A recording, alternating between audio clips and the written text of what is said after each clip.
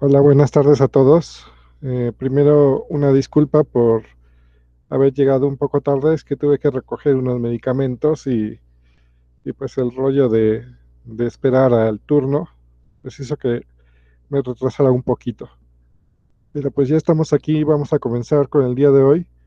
Vamos a continuar con la parte de planeación didáctica que nos falta, digamos, cubrir esas partes que nos recomendaron en planeación didáctica. Y el día de hoy pues vamos a ver una grabación sobre biorremediación que también viene en planeación didáctica, solo que esta vez la vamos a ver aquí dentro de la pestaña. De todos modos ustedes tienen el link, por si quieren verlo aparte no hay ningún problema.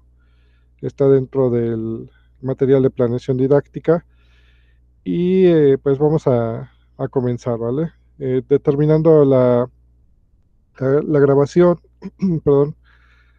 Vamos a hacer una ronda de preguntas y respuestas y nos vamos a poner también de acuerdo sobre algunas cosas quizás pendientes que tenemos. Entonces, bueno, voy a cerrar el micrófono y nos vemos terminando la grabación.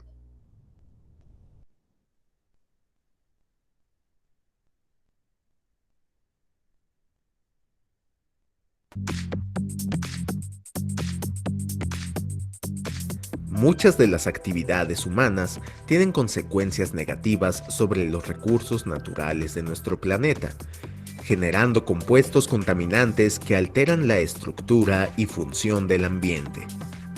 Existe una gran cantidad de contaminantes.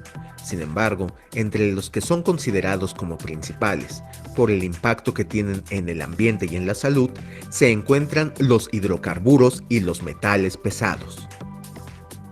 Hoy en día, la biorremediación es una de las principales alternativas para poder recuperar los recursos naturales que han sido afectados por esos contaminantes. ¿Pero qué es la biorremediación? Es un concepto que se genera a partir de los años 80, que de manera general es cualquier proceso que utilice organismos vivos como microorganismos, hongos, plantas, para regresar un medio alterado por contaminantes a su condición previa a la contaminación. ¿Cómo se han aplicado diversos microorganismos en estudios de biorremediación? Existen una serie de investigaciones donde se han estudiado las capacidades de diferentes microorganismos para poder remediar tanto suelo como agua. A continuación, se expondrán algunos casos de estudio. Ejemplos: biorremediación de suelos y aguas contaminadas con cobre. Cepas mutantes de Escherichia coli presentan diferente capacidad depuradora del metal. Escherichia coli es una bacteria bien conocida por provocar enfermedades en humanos. Sin embargo, es muy utilizada para remediar suelos y aguas contaminadas, en este caso particular con cobre. El cobre es un nutriente esencial para los organismos. Sin embargo, cuando está en exceso se vuelve potencialmente tóxico. La contaminación con cobre en suelos, ríos y aguas profundas se ha incrementado peligrosamente. En un laboratorio de Tucumán, Argentina, se demostró que ciertas cepas de Escherichia coli, en un proceso ex situ, podían detoxificar suelos o aguas contaminados con altas concentraciones de cobre. Diferentes muestras de tierras contaminadas artificialmente con cobre fueron procesadas. Las cepas de E. coli presentaron una mayor captura del cobre a un pH superior a 5. Con una sola extracción bacteriana se recuperaba el 90% del metal. Estudio del potencial de degradación de los hidrocarburos por Acinetobacter sp y Pseudomonas putida para su aplicación en la biorremediación de suelos contaminados. El petróleo constituye una fuente de energía de capital importancia en la sociedad actual. La explotación de este combustible natural implica el vertido voluntario o involuntario de hidrocarburos en el agua y el suelo. En lo que respecta al suelo, los hidrocarburos tienden a absorberse a las partículas y pueden, como en el caso de los aromáticos, contaminar las capas freáticas. Los microorganismos que se utilizan usualmente para la degradación de los hidrocarburos son bacterias gram negativas. Acinetobacter sp es un cocobacilo gram negativo aeróbico reconocido por su capacidad para degradar las fracciones alifáticas del petróleo. Pseudomonas putida es un bacilo gram negativo aeróbico reconocido por su capacidad para degradar las fracciones aromáticas del petróleo.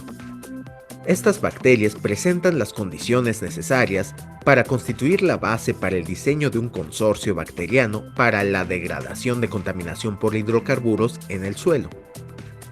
En un laboratorio de Costa Rica se determinó el potencial de degradación de una cepa de Acinetobacter sp y 4 cepas de Pseudomonas putida sobre 9 hidrocarburos puros y diésel en medio acuoso a pequeña y mediana escala, así como en medio sólido, suelo, y semisólido, lodo. Pseudomonas putida mostró un ligero crecimiento sobre diésel y ningún crecimiento en tolueno. Por su lado, Acinetobacter sp degradó el diésel, el hexadecano y el decano y creció sobre el tolueno. El octano constituyó un sustrato tóxico para la cepa, mientras que Acinetobacter sp resultó constituir un microorganismo prometedor para el diseño del consorcio. Las diferentes pseudomonas putida no mostraron las capacidades esperadas.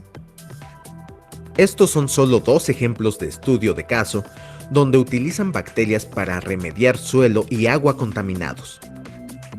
Sin embargo, cada condición particular del lugar y del contaminante requiere de un tratamiento específico, por lo que es de gran importancia conocer la mayor cantidad de características de la zona contaminada y de los microorganismos que se pretendan utilizar para eficientizar el proceso de biorremediación.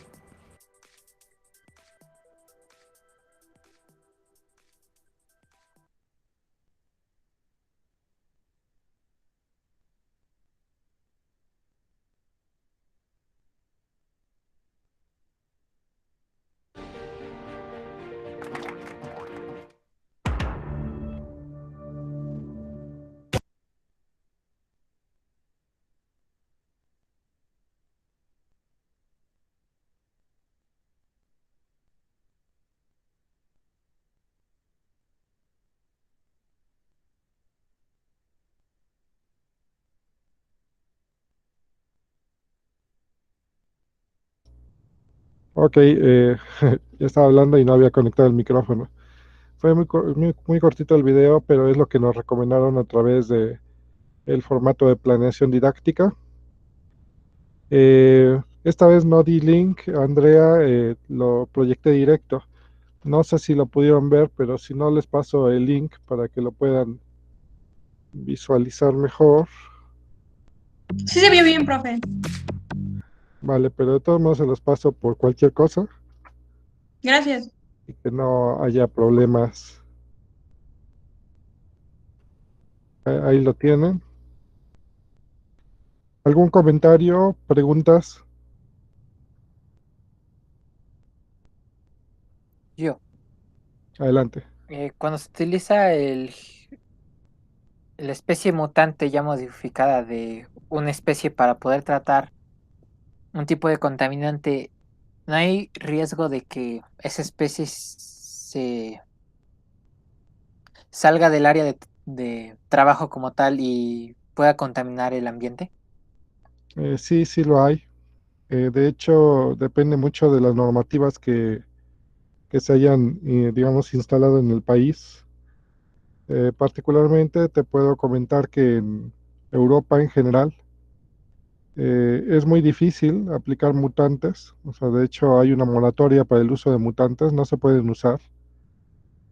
Por ejemplo, yo tengo una patente con microorganismos recombinantes y pues no se pueden todavía liberar. Se dice que hasta que haya estudios suficientes, pero la realidad es que la moratoria no te permite la utilización. Pero existen algunos otros países, como es el caso de Argentina, el caso de Estados Unidos, y evidentemente los países dominados por Estados Unidos, donde digamos, no hay problema por usar modificados genéticamente. Entonces, en ese caso, pueden explorar sin ningún problema. No es que no exista riesgo, sí lo hay, pero pues no hay normativa que lo impida. Ahora bien, de mi experiencia, y esto ya es más personal, normalmente los microorganismos que son modificados genéticamente, pues son modificados para algún fin.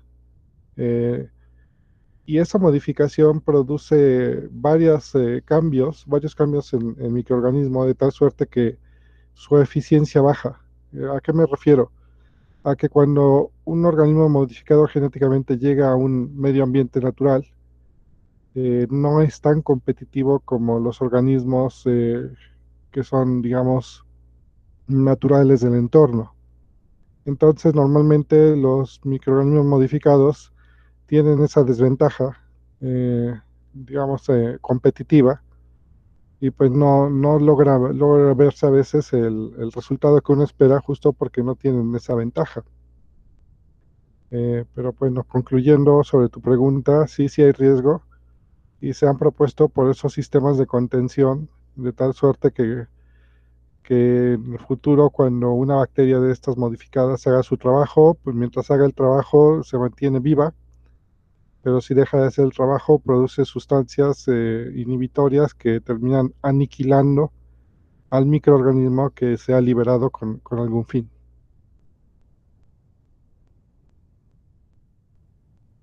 Gracias, profe. Sí. ¿Alguna otra pregunta?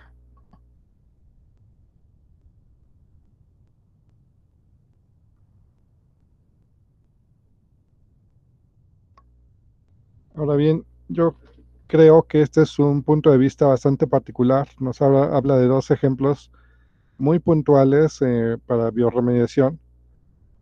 El caso de Acinetobacter y el caso de Pseudomonas putida. Sin embargo, pues digo que es particular porque depende del grupo de investigación. Eh, Conozco grupos de investigación donde han visto cómo Pseudomonas putida tiene una alta eficiencia para llevar a cabo la bioremediación, en especialmente KT2440. Y aparentemente, en los resultados que tienen en este trabajo, pareciera que, bueno, no es KT2440, pero hablando de una Pseudomonas putida, pero pareciera que no es tan eficiente para crecer en tolueno, por ejemplo. Entonces, pues también supongo que depende de la estirpe, de la cepa, que se libere, pues va a ser el resultado que se obtenga. También hablando de los consorcios, pues los consorcios, eh, hay distintos tipos de consorcios. Muchos consorcios solamente se hacen mezclando por mezclar, y existen otros consorcios que hemos denominado de segunda generación, a donde las cepas pues son estudiadas en su compatibilidad. O sea, primero se tiene que ver que sean, que puedan coexistir entre ellas, que sean competitivas en el ambiente a donde van a llegar. Entonces, cuando uno estudia estas partes, pues es más seguro que va a tener una función biológica positiva o una función positiva en el entorno a donde son liberados. Entonces, también eso, pues a mí me gustaría agregarlo a este conocimiento con el fin de no solamente quedarnos con una idea de este microorganismo es bueno o este no es tan bueno. Va a depender mucho del entorno y también de los estudios que haya detrás antes de intentar algo de bioremediación ya en un entorno, digamos, real.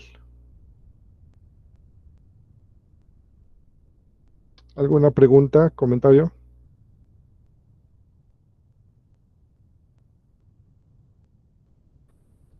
Ok, creo que no hay preguntas. En la unidad 4, que ya es de inoculantes bacterianos, que nosotros vimos patentes, también nos recomiendan algo. En este caso es un artículo, artículo de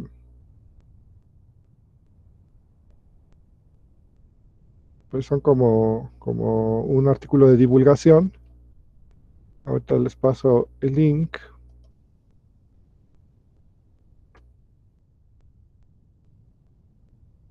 Entonces vamos a pasar a proceder a leer el artículo. Voy a cambiar de pantalla.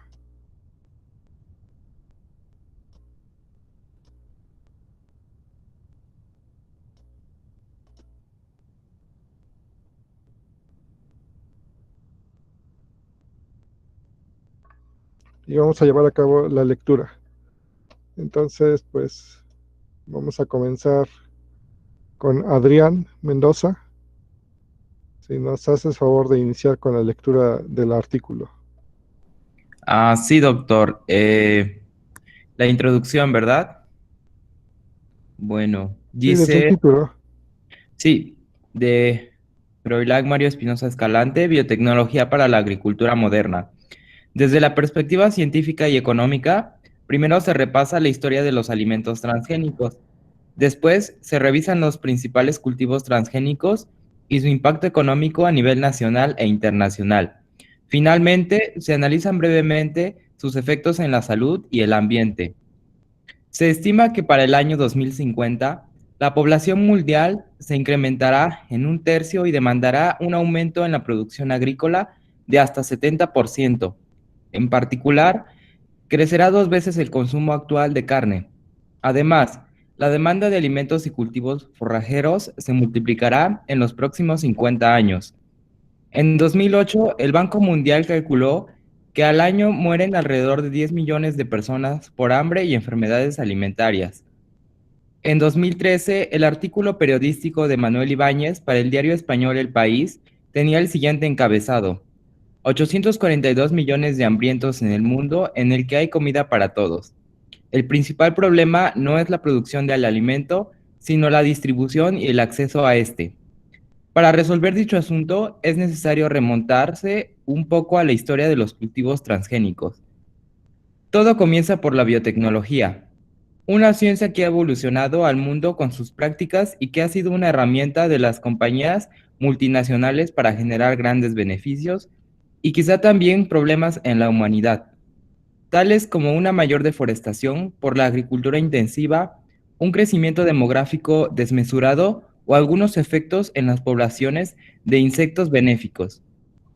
En el siglo pasado, los científicos decidieron agrupar la información científica y las tecnologías productivas que utilizan a los seres vivos, bio o sus derivados en una sola disciplina, que denominaron biotecnología. Si bien es una ciencia antigua que data de varios miles de años, hasta hace poco se le conoce con este nombre. Así, muchos procesos conocidos actualmente y otros tantos por descubrir han crecido cobijados por una nueva generación de conocimientos para proveer diversos bienes y servicios a la humanidad. En su rama médica y farmacéutica, la biotecnología se enfoca en la producción de medicamentos mediante microorganismos o células animales cultivados en el laboratorio, así como por síntesis química.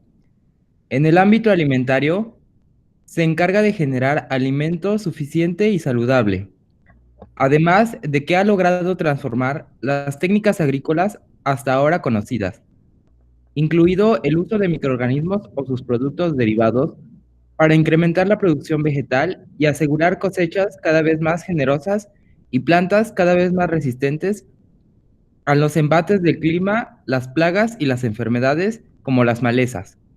Ok, hasta ahí. Vamos a pasar la palabra a algún otro compañero. Muchas gracias. Sí, Entonces le pasamos la palabra a Adriana Cruz Pérez. Sí.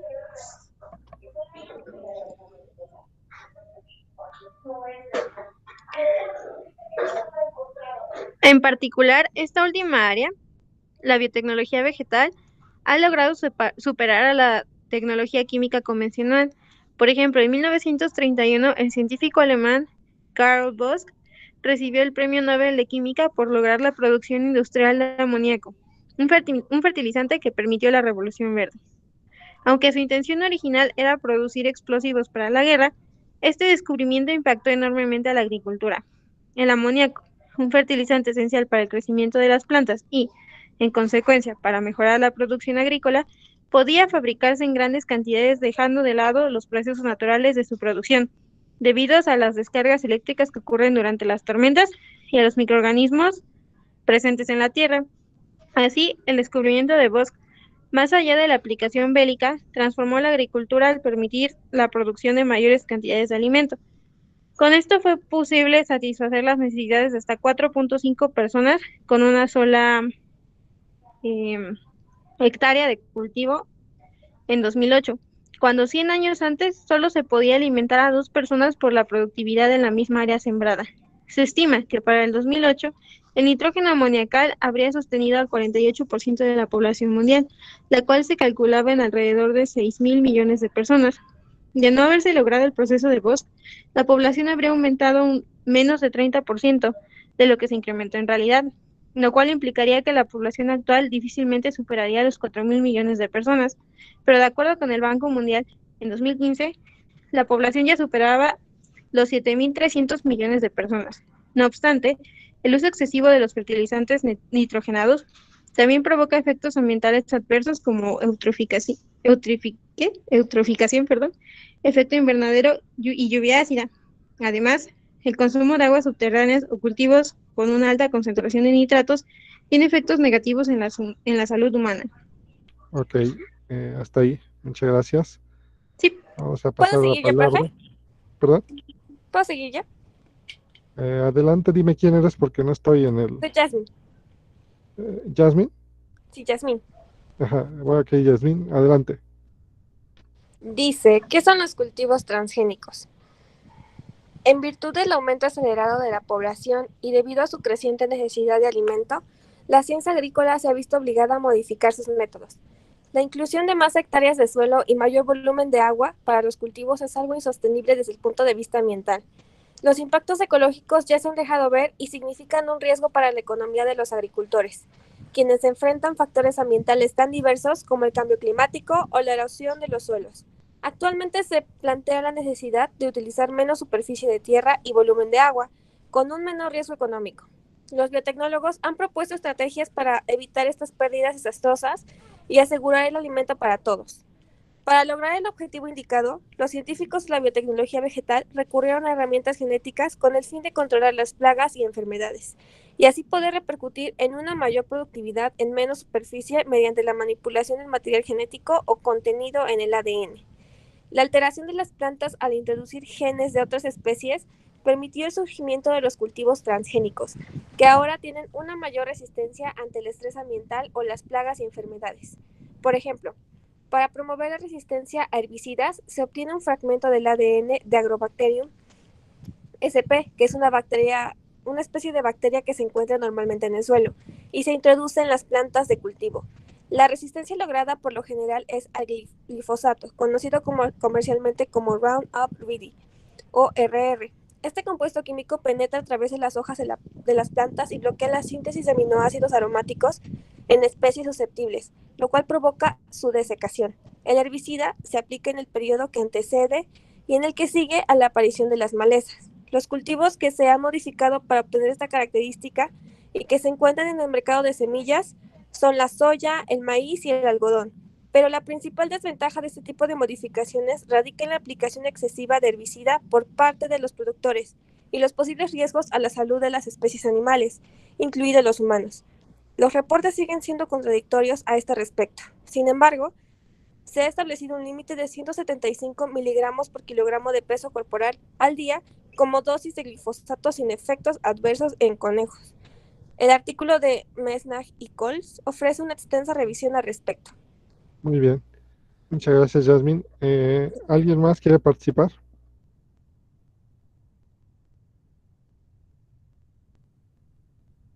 ¿Yo puedo? Adelante, ¿quién eres? Fernando. Adelante, Fernando. Por otro lado, la tolerancia a herbicidas e insectos agrupa principalmente a plantas de maíz y algodón, que además de tolerar los herbicidas incluyen genes de otra especie bacteriana encontrada en la naturaleza, llamada Bacillus thuringiensis, mejor conocida como BT. a la cual se extrae la información para producir una toxina cristalina, denominada toxina cray, por su nombre en inglés Crystal Toxin. Cuando las larvas de los insectos, sean o no una plaga en el cultivo, consumen la hoja de las plantas genéticamente modificadas con esta característica.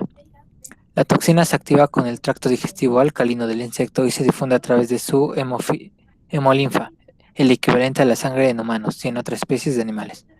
Provoca perforaciones en todo el sistema digestivo y en consecuencia la muerte por inanición. La desventaja de estas modificaciones es que no distinguen entre especies de insectos benéficas y plagas, lo cual afecta a las poblaciones de insectos polinizadores. De particular importancia comercial es la bacteria Bt, reconocida por primera vez en 1901 por el japonés Shingeta Ishiwata, al encontrarla en responsable de la flacidez del gusano de la seda. En 1911 nuevamente fue descubierta, ahora por el alemán Ernst Berliner. El nombre B. Thuringiensis Berliner se debe a su descubrimiento en la región de, no sé cómo se pronuncia eso, Tübingen, algo así. Hasta 1967 era la única especie reconocida como nociva para los insectos, capaz de eliminar las larvas de algunos lepidópteros como mariposas y mariposillas. Actualmente se conocen más variedades capaces de eliminar otras clases de insectos. Por ejemplo, la bacteria Bt variedad Aizawa se ha utilizado para combatir las larvas de Spoptera spp. Y la variedad israelensis se ha utilizado para combatir las larvas de especies de mosquitos en vegetales de hoja verde, como lechuga, y también en pepino, tomate, pimiento y berenjena. La mayor ventaja de la bacteria Bt es que puede aplicar de manera externa a la planta sin necesidad de hacer modificaciones genéticas. Y los efectos pesticidas son equivalentes a aquellos casos en los que se modifica la planta de manera interna. Kergley y Coles, 2016. Ok, hasta ahí. Muchas gracias, Fernando. Le pasamos la palabra a alguien más, algún voluntario. ¿Yo? ¿Quién eres? Arturo Rivera. Adelante, Arturo. Otra característica de los cultivos transgénicos es la resistencia a los virus, que se confiere también a través de mecanismos de modificación del material genético. Por ejemplo, actualmente en el mercado se encuentran semillas de papa resistentes a 2 tipos de virus, que provocan serios daños al cultivo. También está la tolerancia a la sequía, como en el caso del café, la lechuga, la soya, el maíz, la papa y el tomate. Asimismo, se ha conferido una nueva característica a las manzanas para que no oscurezcan y se ha logrado reproducir el contenido de cafeína en el café. El incremento en el contenido del ácido oleico de la soya y la mejora de la composición de ácidos grasos en el girasol, debido a que estos ácidos grasos son un componente importante para el desarrollo del tejido cerebral y para combatir enfermedades cardiovasculares. Son otros usos médicos e industriales importantes. Incluso se han incorporado agentes antivirales en el plátano para combatir la hepatitis B en humanos. La importancia económica de los transgénicos. De acuerdo con información de la Secretaría de Agricultura, Ganadería, Desarrollo Rural, Pesca y Alimentación, la SEGARPA, en la década de 1940 el gobierno mexicano y la Fundación Rockefeller financiaron el proyecto del doctor Norman Borlaug, ese entonces director del Programa de Cooperación para la Investigación y Producción de Trigo en México, con la intención de obtener variedades de trigo de alto rendimiento, capaces de resistir el hongo de la roya de los tallos, lo cual causaba pérdidas significativas en los cultivos de trigo en México y el mundo. Así, las primeras variedades del programa de Borlaug eran tan productivas que la gran cantidad de grano hacía que el tallo se doblara y se rompiera por su peso. Esto fue solucionado después de hibridar sexualmente con una variedad enana japonesa. De esta manera se obtuvieron variedades resistentes a la roya, de tallo corto y de alto rendimiento. Entre 1940 y 1960, el Centro Internacional de Mejoramiento de Maíz y Trigo desarrolló 2 variedades de trigo de alto rendimiento que casi duplicaron la producción en México, India y Pakistán, con lo que se inició la revolución verde de los países en vías de desarrollo. Se dice que gracias a las diversas variedades de trigo obtenidas por Borlaug, se salvó la vida de 1.000 millones de personas, lo que hizo acreedor del Premio Nobel de la Paz en 1970. Actualmente México ocupa el lugar 26 a nivel mundial en producción del trigo. En 2012, la Zagarpa reportó que en el país se produjeron más de 3 millones de toneladas de este grano. Sin embargo, para satisfacer las demandas de la población fue necesario importar más de 4.5 millones de toneladas ese mismo año. Muy bien, muchas gracias. Arturo, ¿verdad? Sí. Ok. Le pasamos la palabra a otro voluntario.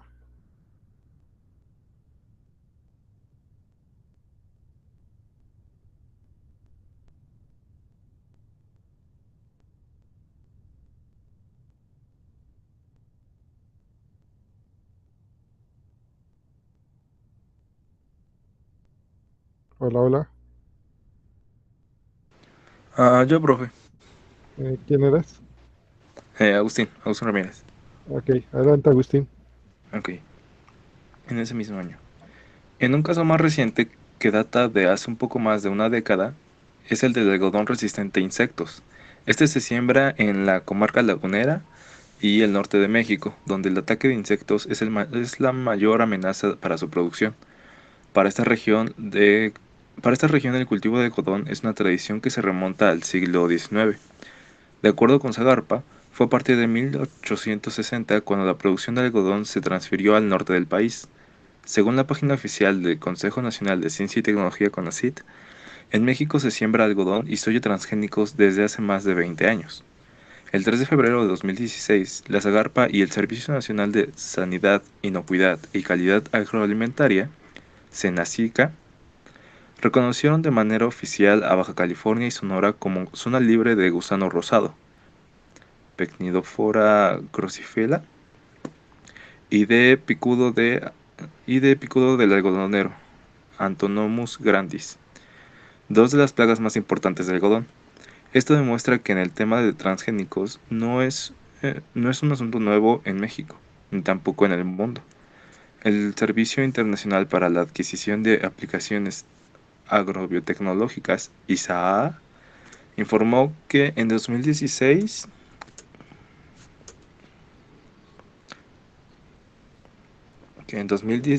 a nivel mundial se obtuvieron 185.1 millones de hectáreas de cultivos transgénicos.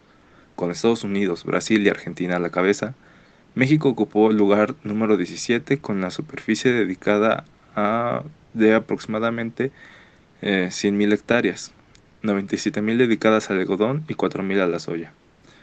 No obstante, en 2017 la Senacica revocó la autorización para el cultivo de soya transgénica, SEDMA 2017.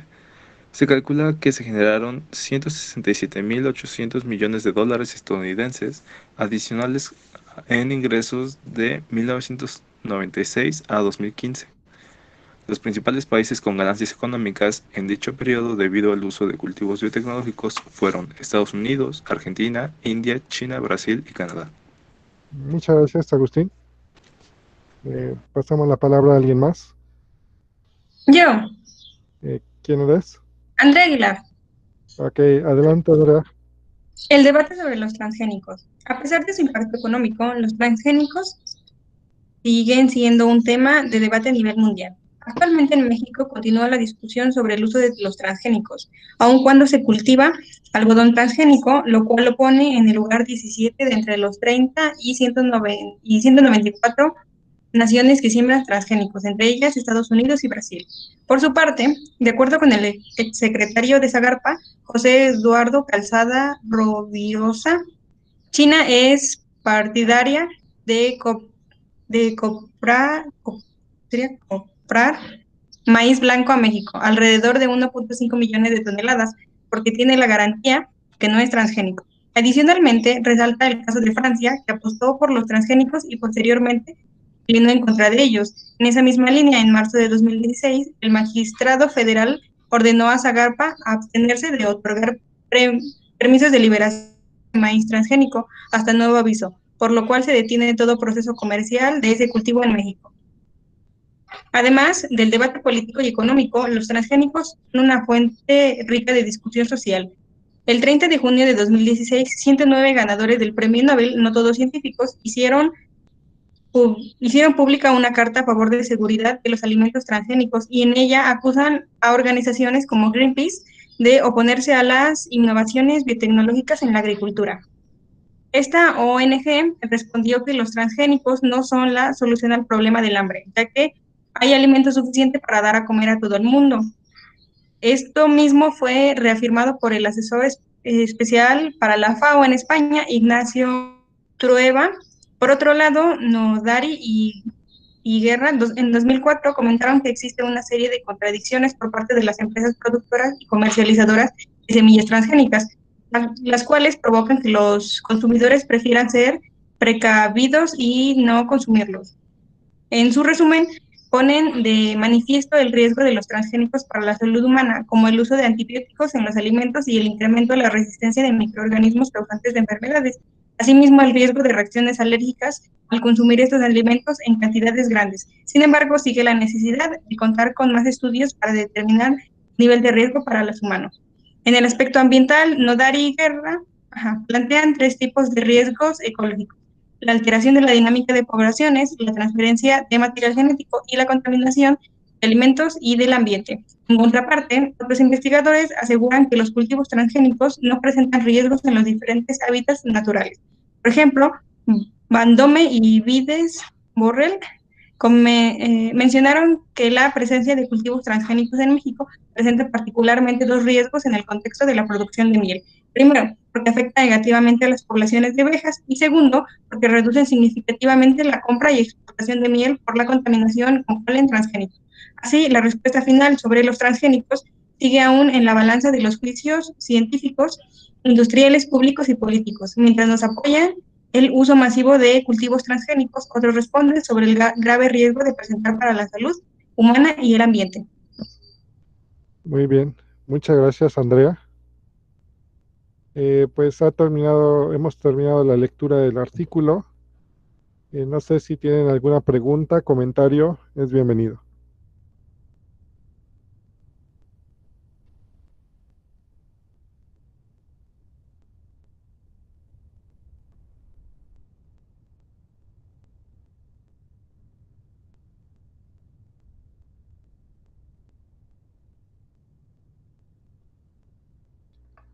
Ok, si no hay preguntas, pues damos por concluida la parte de lectura. En la unidad 5 nos recomiendan ver un video también. Vamos a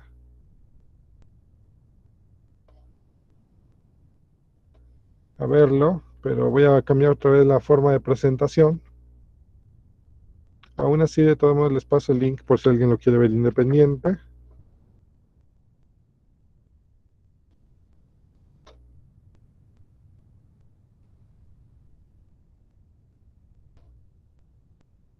Digamos que ahí está el link.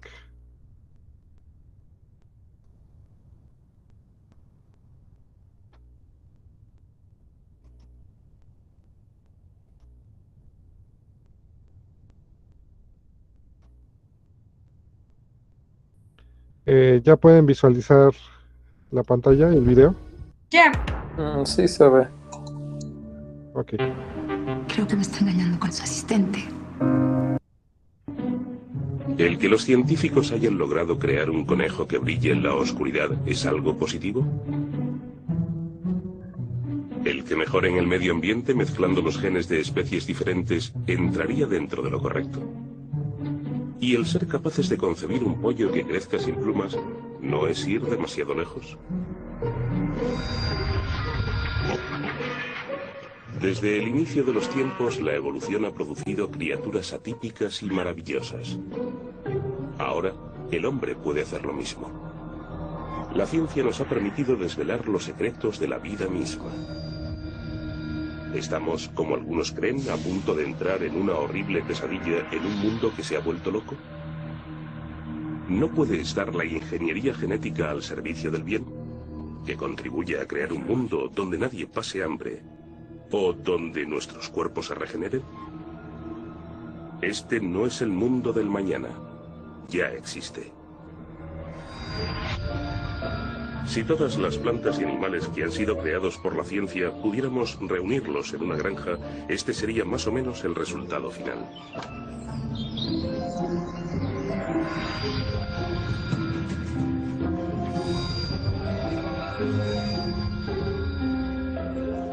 La granja es imaginaria, pero todas las plantas y criaturas que están a punto de contemplar son reales.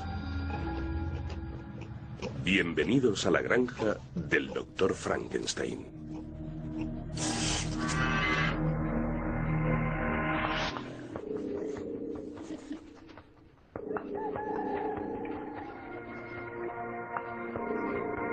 Hemos traído a dos personas a nuestra granja para que nos hagan de guía. La científica Olivia Judson es una defensora a ultranza de la ingeniería genética y va a tratar de convencerles de que es algo que realmente puede mejorar el mundo. Yo soy bióloga. Dedico mi tiempo a saber algo más acerca de los animales, plantas, hongos, bacterias. La ingeniería genética me resulta algo asombroso.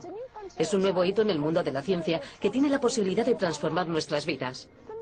A mí la ingeniería genética me produce más curiosidad que temor. Nos acerca a un mundo maravilloso. El periodista experto en nutrición Giles Coren es un firme partidario de la agricultura orgánica. A él le parece que lo que se hace en nombre de la ciencia entraña cierta preocupación. Como columnista de salud y nutrición paso gran parte de mi tiempo buscando los mejores alimentos naturales, frutas y verduras producidas de manera orgánica, carne y huevos de granja, etc. A la hora de alimentar al planeta, la naturaleza juega un papel muy importante. Por eso cuando me mencionan las inusitadas novedades que aporta la ingeniería genética y los alimentos transgénicos, es algo que me deja absolutamente anonadado. Y siendo sincero, hasta me produce pavor. Olivia Judson y Giles Coren están a punto de ver algunas plantas y animales que sobrepasan nuestro entendimiento.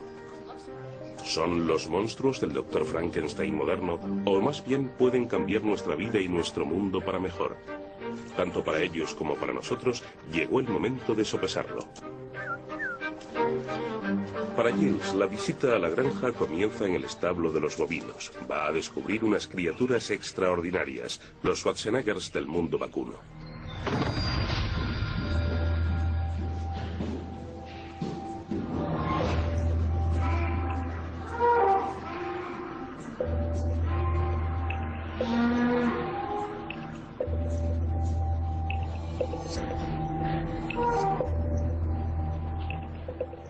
Dentro del establo, el responsable del cuidado de las reses es Patrice Lobé.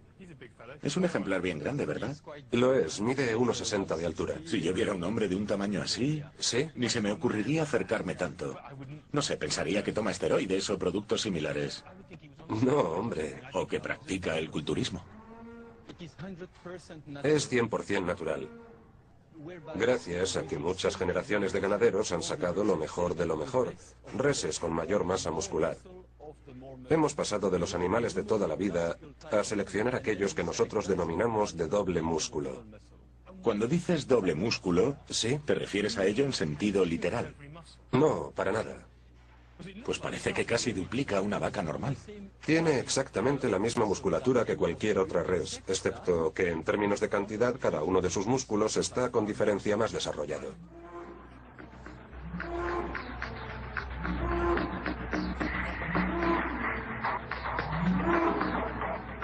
Esta raza es conocida como la blanco-azul belga y es el resultado de una cría selectiva. La cría selectiva es la primera etapa en nuestro recorrido por saber cómo el hombre echa mano de la ciencia para controlar la naturaleza. Los ganaderos recurren a ella para potenciar las características deseables en sus animales. De hecho, la cría selectiva tiene un componente reproductivo. Para conseguir estas blanco-azul belgas, a lo largo de los siglos, los criadores de ganado han permitido cruzar únicamente a los toros y vacas con mayor masa muscular. El resultado final han sido toros que sobrepasan la tonelada de peso. Los ganaderos están orgullosos de mostrar el resultado de este duro trabajo. Esquilan a los toros para que así se les vea mejor la musculatura. Lo que están haciendo es rapar a las bestias con el fin de hacer más evidente su masa muscular. Para así mostrar mejor su carne. Efectivamente, eso es. Pero también las esquilan. Sí. Para resaltar, para destacar determinados músculos, los que tienen más valor en el mercado. ¿Lo ves? Que supongo que será la carne más magra y la más fácil de cocinar. Eso es, correcto. Pues cuando ves algo así no puedes evitar pensar en un filete. ¿Es un animal sano? Tan sano como cualquier otro resultado de la ganadería intensiva. Por tanto, se trata de producir la carne más tecnológica posible. Pero no tomando el término tecnológico al pie de la letra. Estamos hablando de selección natural con el fin de conseguir esto.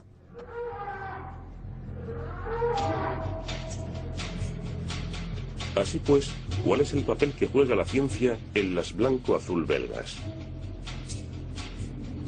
Uno de los genes del ganado se encarga de regular su crecimiento muscular.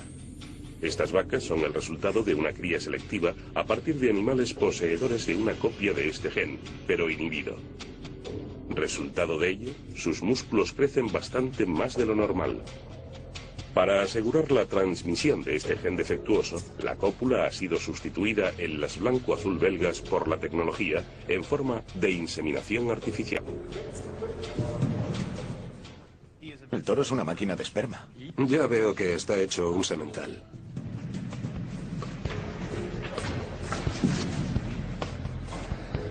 It's very early in the morning. I understand. La muestra la hemos recogido en esta especie de vagina artificial, a partir de la cual procesaremos el semen, para así facilitar su análisis en el laboratorio. La tecnología aplicada es tan precisa que pueden analizar el semen espermatozoide tras espermatozoide para así elegir los que ellos crean más convenientes. Así que básicamente analiza la muestra de semen. Es una máquina destinada a ello. Está comprobando la calidad del semen que hemos extraído esta mañana. Los que trazan la línea verde son óptimos porque se muestran muy activos. No paran de moverse en busca del óvulo. Y estos son portadores del gen de la musculatura. ¿Acaso no lo notas? A mí me parecen todo frenesí, pero es que nunca antes había visto los espermatozoides de toro. A simple vista no se percibe ninguna diferencia, ni siquiera entre un bóvido, un équido u otra especie, en absoluto. Claro.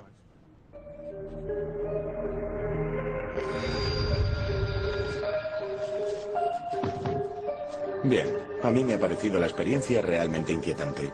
Ellos lo llaman selección natural, pero es algo diseñado por los hombres para explotar a los animales en pro de su beneficio. Mientras que a Giles esto le resulta desconcertante y contra natura, la investigadora Olivia Judson tiene un punto de vista muy diferente en lo que respecta al concepto de lo que es o no es natural.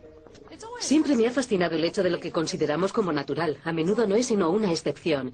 Tomemos, por ejemplo, estos productos de la huerta, la imagen clásica de los regalos de la naturaleza. Sin embargo, nada en esta mesa es simplemente resultado de la evolución natural.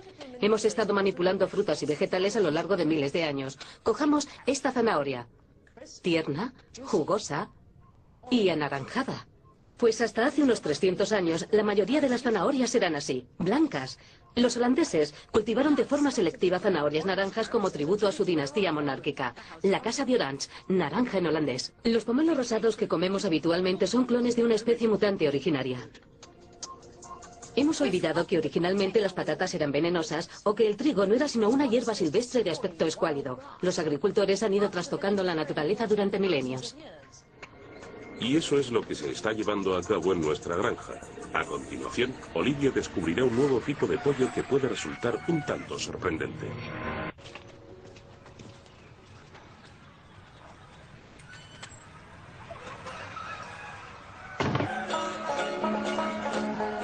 Estos pollos parecen normales, pero han sido criados para que crezcan gordos lo más rápidamente posible.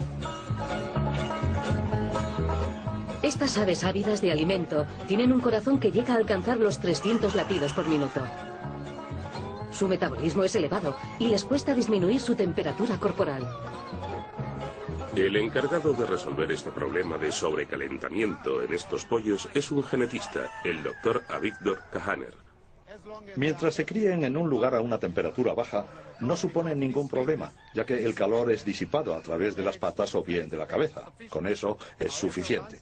Sin embargo, gran parte de estas aves son criadas en los trópicos, bajo condiciones de calor. por lo que el gradiente entre la temperatura existente en su cuerpo y la que hay en el ambiente es tan reducido que le resulta difícil disipar el calor. Vamos, que es como si yo fuera a los trópicos con un abrigo de piel. Eso es. Estaría siempre muerta de calor. Correcto. Dada mi preparación en genética, traté de buscar una solución de la misma índole. Eso implicaba que en vez de enfriar el entorno en el que vivían estas aves plumíferas, una alternativa para que se sintieran más frescas sería despojarlas de sus plumas. Entonces opté por la solución radical de crear aves sin plumaje alguno. ¿Puedo verlas? Como no, vamos para allá. Pollos sin el gen que les hace crecer las plumas. Aquí es. Estoy intrigada por ver el aspecto que tienen. ¿Qué calor hace aquí? Sí que se nota. Y aquí están, pollos sin plumas. Parecen dinosaurios en miniatura. Este de aquí es el mutante original. Es una hembra. Está increíblemente suave. Es algo extraordinario. Y este es el macho. Como puedes ver, no tiene escamas en las patas. Ya. Razón por la que a esta mutación la hemos denominado sin escamas. Tienen unos pequeños espulones en los extremos de las extremidades superiores. Realmente parecen dinosaurios a escala reducida. Sí, los machos sexualmente ya maduros El de color rojo, supongo. adquieren un color rojo consecuencia de la interacción entre la hormona sexual y la luz, lo que origina esta pigmentación rojiza. O sea que es la suma de testosterona y luz natural lo que les vuelve rojos. Esta ave adulta, con el cuerpo bien desarrollado, nunca llegará a ser más grande que esto, por lo que empecé a cruzar ejemplares como estos. ¿Como los de aquí atrás? Como los de ahí, sí. Vaya, está tratando de aletear. No ha perdido esta característica innata. ¡Qué encanto! Tras haber criado con éxito pequeños pollos sin plumas, el Dr. Cajane se propuso mejorar las ventas, ideando ejemplares de mayor tamaño. Ese fue mi reto y de hecho lo pude sacar adelante, como puedes ver aquí. ¡Es enorme! Es un macho adulto. ¡Colosal! Este macho tiene el mismo tamaño que los otros machos que vimos allí en el otro recinto y que sí tenían plumas. Lo único que cambia es que hemos manipulado uno de sus genes, el gen sin escamas, que evita, que impide el desarrollo del plumaje. Haciendo esto, conseguimos que estas aves crezcan confortablemente y sin ningún problema bajo condiciones de calor. Estos pollos son el resultado del programa de cría selectiva del Dr. Kahaner, y tras 6 generaciones cruzando pollos con el gen sin plumas, este ha sido el colofón final. Supongo que la reacción de la mayoría de la gente al ver a estos pollos será la de repulsión, pero si nosotros fuéramos pollos soportando una temperatura de 38 grados, no desearíamos tener plumas. De todas formas, no son los primeros animales que se han deshecho de su revestimiento natural. Por ejemplo, los cerdos, sus primos los jabalíes conservan el pelaje, e incluso nosotros los humanos, en nuestros primeros estadios evolutivos, estábamos cubiertos enteramente de vello. Por tanto, quizás no sea tan extraño como parece a primera vista.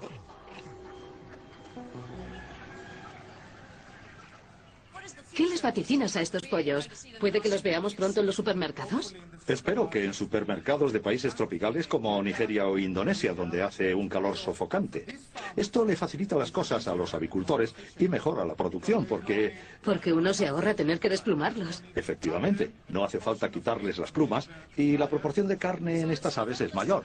Así que estos pollos crecen más rápidamente en los trópicos que uno con plumas, porque no les restringe su crecimiento el hecho de que soporten mucho calor. Están más sanos y cuestan menos, porque acondicionarles un recinto sale más barato. ¡Fantástico! Eso parece. Bueno para las personas y bueno para las aves. La cría selectiva es solo el primer paso en nuestro deseo por controlar el medio natural.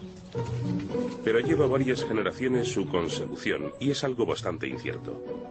El gran punto de inflexión se produjo cuando los científicos pudieron identificar genes de forma individual, y no solo eso, también desarrollaron la tecnología para poder extraerlos. Uno de los grandes descubrimientos de las últimas décadas es que se puede trasladar un gen de una especie hacia otra distinta, lo que da lugar a un número ilimitado de posibilidades. Así es. En nuestra granja llegó el momento de adentrarnos en el ámbito de lo transgénico y de la modificación genética. Entremos en la conejera. El hombre encargado de la transgénesis es el Dr. Hudebin. En esta nave ha creado docenas de conejos transgénicos. Explícame un poco esto de conejos transgénicos. Lo dice la palabra, transgénico. Significa que un gen ha sido transferido. El gen de un animal ha sido transferido a otro animal. ¿Qué genes les han inoculado? Los genes son de una medusa del Océano Pacífico.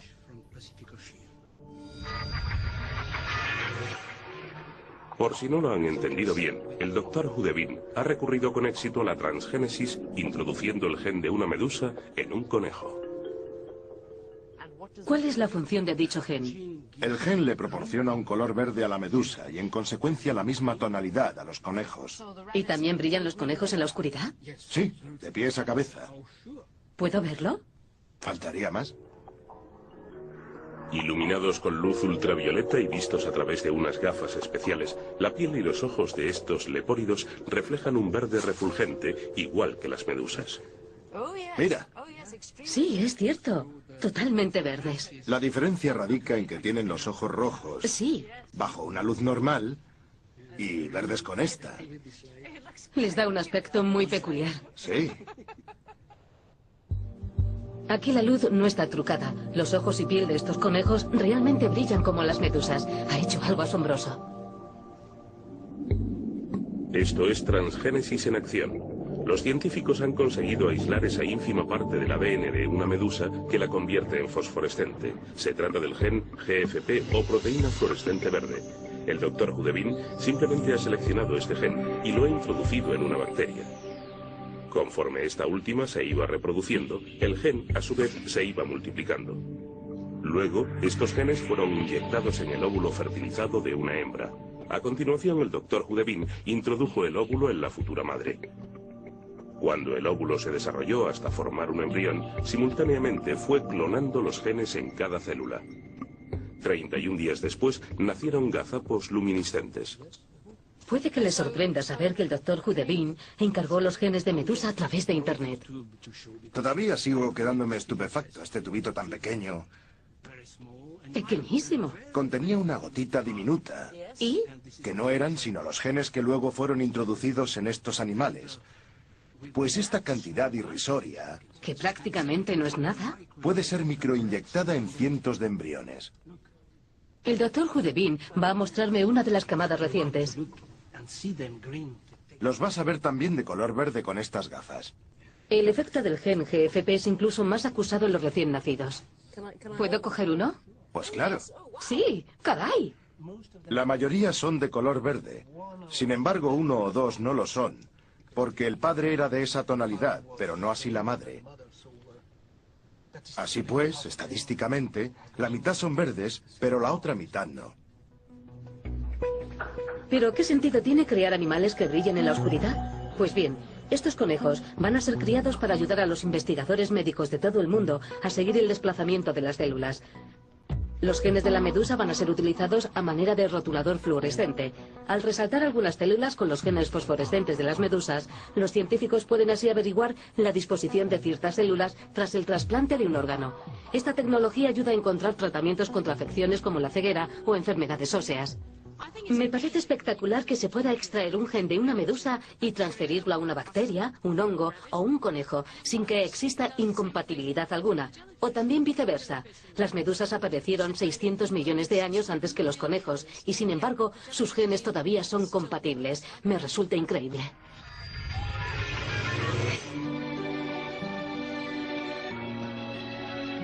La transgénesis puede resultar útil en la investigación médica. Pero ¿qué pasa cuando se aplica en la alimentación? En nuestra próxima visita haremos un alto en la piscifactoría donde veremos peces modificados genéticamente, nuestros supersalmones.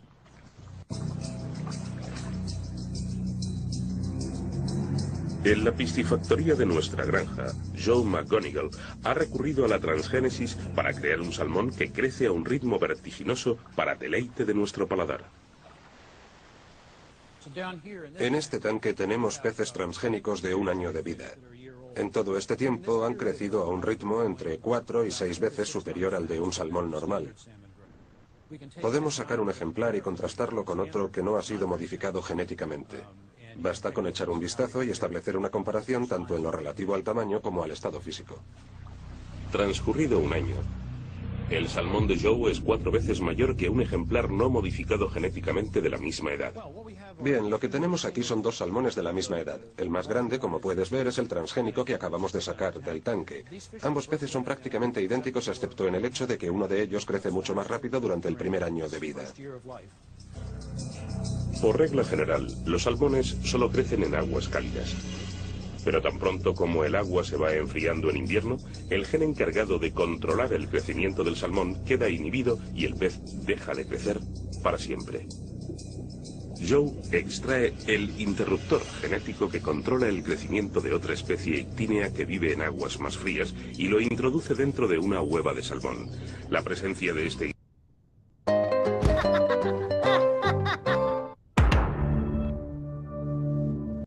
interruptor genético significa que el salmón que nazca crecerá a lo largo del año, sea cual fuere la temperatura del agua.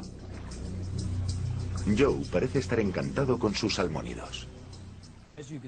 Como puedes ver, estos peces tienen un aspecto fenomenal. Prácticamente no se les ve nada extraño en ningún sentido. Su línea es aerodinámica, tienen la forma de un torpedo. Y no se aprecia deformidad alguna, son como cualquier otro pez. No es como en el caso de los culturistas que toman esteroides para aumentar su masa. El metabolismo de estos peces funciona esencialmente acorde a los dictámenes internos de su propio control genético. Joe se ve a sí mismo como un piscicultor del futuro. Parece estar convencido de que recurrir a la transgénesis para crear estos supersalmones podría convertir a la piscicultura en menos dañina para el medio ambiente y proteger los cada vez más escasos bancos de salmones en libertad. Se podría reducir el impacto medioambiental que deja la cría del salmón convencional a muy corto plazo. Los transgénicos, por ejemplo, rentabilizan más los costes alimenticios. Ganan un 30% de peso más por gramo de comida consumida que un ejemplar normal. Y en consecuencia producen también un 30% menos de excrementos. Estos desechos acabarían flotando en el agua o en el lecho marino. En cada una de estas cubetas, Joe guarda los suficientes huevos como para producir salmones de gran tamaño a escala industrial. Cada bandeja contiene unos 10.000 huevos y hay un total de unas 160. Cada una de ellas pertenece a una familia genética diferente y todas están listas para fecundar sus huevos más adelante. Pero, ¿qué pasaría si uno de estos salmones monstruosos escapara y acabara copulando con ejemplares normales? La preocupación se debe a que lo transgénico ya está aquí. No hay vuelta atrás. Se ha conseguido cambiar el mundo para siempre. Ahora bien, si hablamos de los peces, estos son estériles, no se pueden reproducir. No hay posibilidad de que las características genéticas de un salmón atlántico se transmitan a otra subespecie. Debido a que estos salmones son estériles, Joe sabe que no existe riesgo alguno de que un gen se transmita y siembre el caos. A los novelistas se les paga por imaginarse cosas así, pero a los piscicultores se les paga por criar peces que puedan servir de sustento en un futuro. Pero en este caso sin el problema de vivir con el miedo de agotar los caladeros. ¿Qué es lo que ocurrirá si seguimos a este ritmo?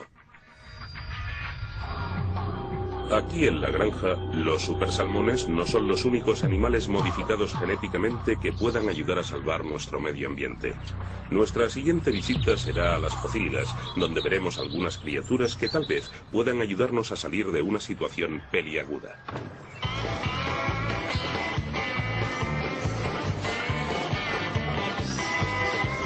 Me gusta el tocino como a cualquiera, pero la cantidad de carne de cerdo que consumimos está causando serios problemas.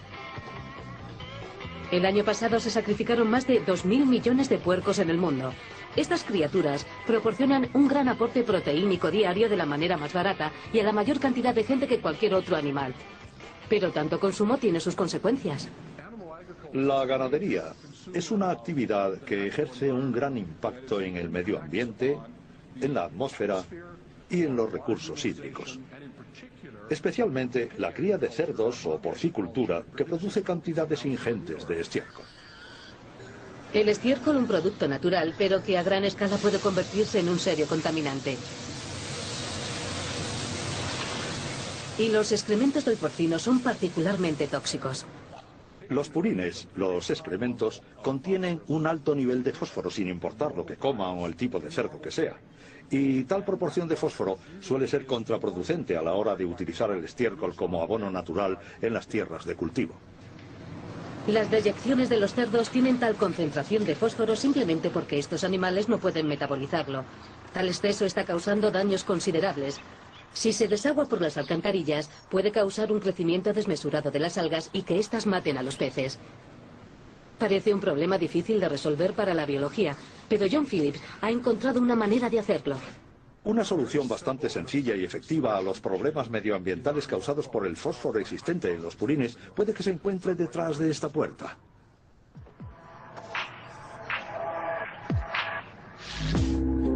Para resolver el problema, John ha creado lo que él denomina el ecocerdo. Estos animales parecen normales, sin embargo, nada que ver con la realidad. Estos ejemplares no son como cualquier otro cerdo en el mundo. Son diferentes porque portan un gen muy particular que les permite digerir todo el fósforo existente en su alimentación. Este gen lo hemos diseñado en el laboratorio en el que trabajamos. Lo extraordinario de los ecocerdos es que portan un gen fabricado por el hombre que John ha creado de la nada. Una parte procede de la bacteria E. coli o Escherichia coli, que produce una enzima capaz de descomponer el fósforo. Y la otra de los ratones, que producen un interruptor genético que permite que esta enzima especial se genere en la saliva. Estos dos fragmentos de ADN se combinan para formar un nuevo compuesto genético que luego es introducido en un óvulo de cerdo fertilizado. Ahora, cada vez que los cerdos de John coman y segreguen saliva, simultáneamente producirán la enzima que descompone el fósforo, contribuyendo a que sus deposiciones no alteren el medio ambiente. Nuestro propósito último es que el medio ambiente en términos globales estaría menos amenazado si cada cerdo digiriera el fósforo orgánico de sus dietas de la forma en que lo hacen estos animales. Es decir, que John quiere que cada cerdo del mundo sea un ecocerdo. Lo considero una idea admirable, pese a que él haya encontrado cantidad de obstáculos. Hay mucha gente entre nosotros que tiene sus prejuicios acerca de las alteraciones transgénicas en los animales. Y algunos de ellos se dedican de forma intencionada a asustar al resto de la gente en lo relativo a esta tecnología. Por tanto, tenemos una dura batalla en términos de creencias infundadas. Esta es una... Ok, vamos a dejar hasta aquí la transmisión. Pues acaba la clase y me imagino que tienen otras clases. No sé si tienen alguna pregunta hasta aquí o algún comentario.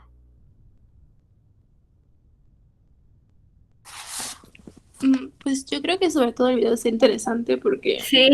es como una vista de la sociedad que igual y no conoce tanto de la parte científica de este proceso, pues a todo lo que es transgénico y así, porque hasta no sé, lo muestran como si fueran monstruos y así, los salmones y todo.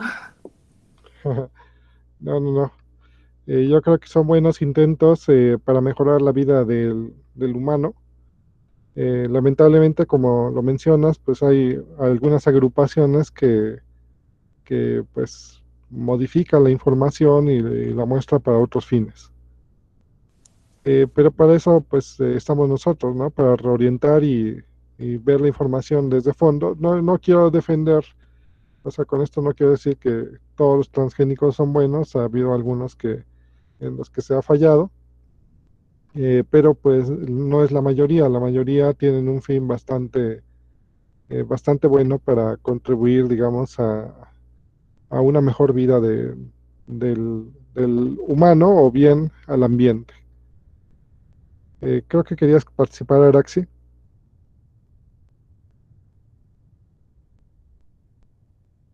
Pues nada más que coincidí con Ale de que estaba bastante interesante el video porque hubo mostrar como todas estas modificaciones genéticas a los animales y como dice ella, o sea, la parte del punto de vista de la sociedad también.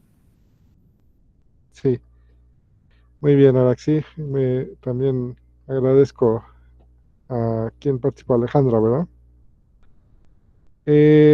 Oigan, ¿vemos el video cada quien por su lado o lo seguimos viendo mañana? Ustedes díganme para saber. Yo creo que lo seguimos viendo. O sea, Lo seguimos viendo. ya Sí, cada lo quien por seguimos su viendo. lado. Yo aquí voy a parar la grabación. Entonces, adelante, pues nos vemos el día de mañana. Cuídense mucho. Hasta luego. Hasta luego. Hasta luego, profe, gracias. Sí, lo seguimos. Hasta luego.